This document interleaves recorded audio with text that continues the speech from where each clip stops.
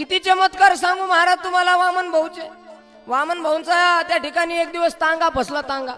आणि तांगा फसल्याच्या नंतर महाराज एक बैल म्हातारा होता म्हणून शेजारच्या एका असणाऱ्या व्यापाऱ्याकडे भाऊ गेले. त्याच्या दावणीला कायम 50-60 बैल बांधलेले असायचे. भाऊ त्याला म्हणले, अरे माझा तांगा फसलाय, माझा एक बैल म्हातारा आहे, मला फक्त एक बैल तुझा 2 मिनिटासाठी दे, माझा तांगा बाहेर काढू दे. त्या माणसानं सांगितलं, भाऊ मी काय बैल तुमच्या सेवेसाठी नाही आणले.